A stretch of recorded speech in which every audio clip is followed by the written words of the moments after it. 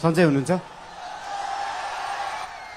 शिव भगवानको पाउमा आएर, कैलाशको पाउमा आएर, आज कर्णालीमा आएर राष्ट्रिय स्वतन्त्र पार्टीको घोषणापत्र, बाचापत्र सार्वजनिक गर्न पाउँदा म लगायत हाम्रो पार्टीका सबै सदस्यज्यूहरू, सभापतिज्यूहरू तथा हाम्रा पार्टीका साधारण सदस्यज्यूहरू, सम्पूर्ण कर्णालीवासी नेपाली दाजुभाइ दिदीबहिनीमा आउन पाउँदा धेरै धेरै खुसी लागेको छ।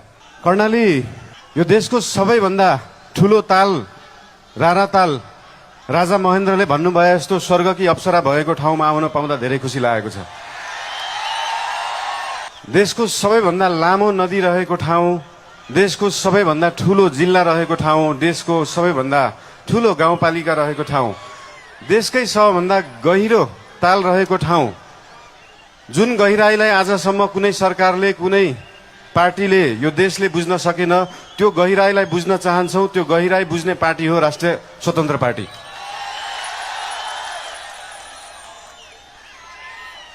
आजको दिनमा डोल्पाको सुन जस्तो मानिने यार्सा गुम्बा विश्वभरि पुग्न सक्छ, तर कर्णालीको स्याउ र मार्सी चामल त्यही चितवन र झापा पुग्न सक्दैन।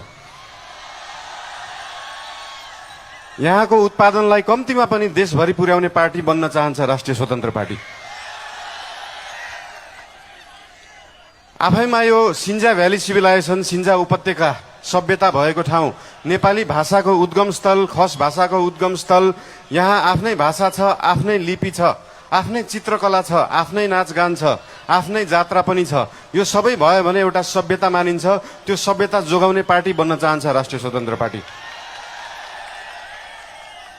जसरी काठमाडौँ महानगरपालिकामा हाम्रो नेवा सभ्यताको नाचगान, त्यहाँको लिपि, त्यहाँको बाजागाजा, त्यहाँका मूर्त अमूर्त सम्पदालाई हामीले जोगाएर राखेका छौँ, त्यसरी नै यहाँ कर्णालीको सभ्यतालाई हामी जोगाएर राख्न चाहन्छौँ र त्यो जोगाउने पार्टी हो राष्ट्रिय स्वतन्त्र पार्टी।